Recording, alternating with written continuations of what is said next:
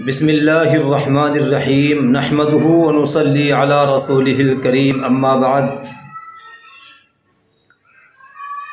حضرت ام ہانی رضی اللہ تعالی عنہ فرماتی ہیں کہ ایک دن سرکار دو جہاں سرور کائنات صلی اللہ علیہ وسلم میرے یہاں تشریف لائے۔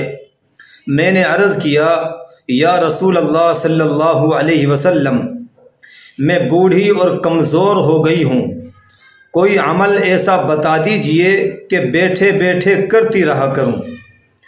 نبی محترم صلی اللہ علیہ وسلم نے ارشاد فرمایا کہ سبحان اللہ 100 مرتبہ پڑھا کرو، اس کا ثواب ایسا ہے گویا تم اولاد اسماعیل میں سے، یعنی حضرت اسماعیل علیہ السلام کی اولاد میں سے 100 غلام آزاد کرو۔ اور ایک غلام کے آزاد کرنے کا کتنا بڑا ثواب ہے وہ میں آپ کو بتاتا ہوں۔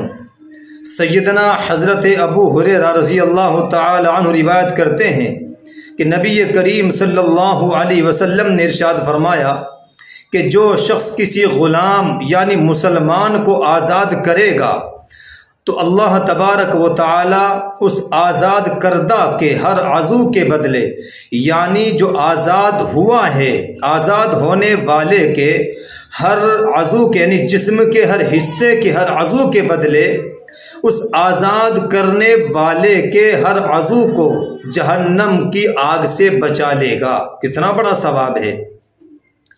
تو پیارے آقا نے یہ فرمایا اور پھر فرمایا کہ الحمدللہ 100 مرتبہ پڑھا کرو، اس کا ثواب ایسے 100 گھوڑوں کے برابر ہے کہ جن پر زین کسی ہوئی ہو، لگام لگی ہوئی ہو، انہیں تم اللہ کے راستے میں سواری کے لیے دے دو۔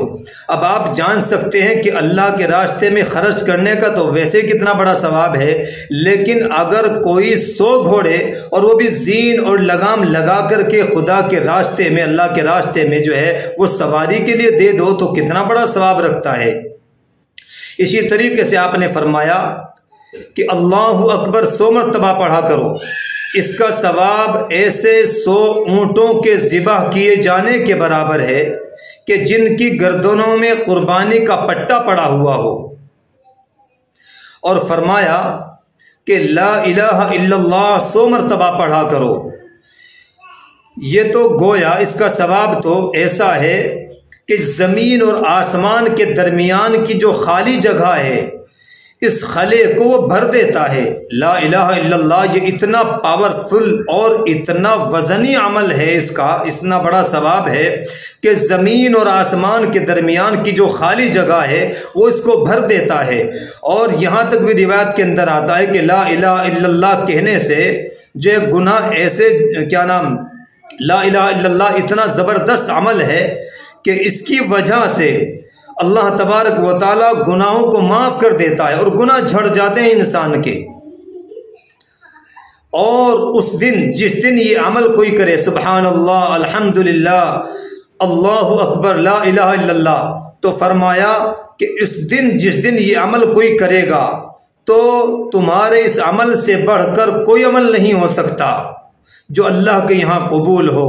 البتہ اس شخص کا عمل تو بڑھ سکتا ہے جو انہی کلمات کو اتنی مرتبہ کہے یا ان سے زیادہ مرتبہ کہے، تو یہ عمل اتنا زبردست ہے، چھوٹا سا یہ عمل ہے، چھوٹے چھوٹے سے کلمات ہیں، ہر انسان ان کو پڑھ سکتا ہے، ہر انسان اس کو جانتا ہے اور پڑھ سکتا ہے۔ لیکن بڑے افسوس کا مقام ہے کہ ہم لوگ موبائلوں کے اندر ایک گھنٹہ نہیں بلکہ کئی گھنٹے گزار دیتے ہیں، لیکن یہ چھوٹے سی کلمات اپنی زبان سے نکالنے کی ہمت نہیں ہوتی، اس لیے کہ ہمیں ان نیک اعمال کے کرنے کی کوئی اہمیت ہی ہمارے دلوں کے اندر نہیں ہے، اور نیک اعمال کرنے کی کوئی وقعت اور کوئی جذبہ، کوئی شوق ہمارے دلوں کے اندر نہیں ہے۔ تو اس لیے ان کلمات کو ہم کہیں چھوٹے سے کلمات ہیں لیکن ثواب کے اندر بہت زیادہ ہیں۔ اسی طریقے سے سیدنا حضرت ابو ہریرہ رضی اللہ تعالیٰ عنہ روایت کرتے ہیں کہ رسول اللہ صلی اللہ علیہ وسلم ہمارے پاس تشریف لائے اور ارشاد فرمایا کہ دیکھو اپنے بچاؤ کے لیے ڈھال لے لو۔ صحابہ کرام رضوان اللہ علیہ مجمعین نے پوچھا اللہ کے نبی کیا کوئی دشمن آ گیا ہے؟ تو آپ نے فرمایا کہ जहन्नम की आग से बचाव के लिए ढाल ले लो। और फरमाया सुबहानल्लाह अल्हम्दुलिल्लाह ला इलाहा इल्लल्लाह अल्लाहु अकबर, इन कलिमात को कहा करो, क्योंकि ये कलिमात क़यामत के दिन अपने कहने वाले के आगे से, पीछे से, दाएं बाएं से आएंगे और उनको निजात दिलाने वाले होंगे। यही वो कलिमात हैं, यही वो नेक अमाल हैं जिनका सवाब हमेशा मिलता रहता है। और हज़रत अनस रज़ी अल्लाह ताला अन्हु फरमाते हैं कि अल्लाह के नबी सल्लल्लाहु अलैहि वसल्लम ने इरशाद फरमाया कि जो शख्स सुबहानल्लाह अल्हम्दुलिल्लाह ला इलाहा इल्लल्लाह अल्लाहु अकबर कहेगा तो इससे गुनाह ऐसे झड़ते हैं जैसे दरख्त से पत्ते झड़ते हैं। तो कितना बड़ा जो है सवाब है इन छोटे छोटे कलिमात को पढ़ने का। उम्मीद है कि आप हजरात जो है इन कलिमात का विर्द रखेंगे और अपने नेकियों के अंदर, अपने नाम आमाल के अंदर, अपने नेक आमाल के अंदर ज़रूर बढ़ोतरी फरमाएंगे। अल्लाह तबारक व तआला हमें इन कलिमात का विर्द करने की तौफीक नसीब फरमाए।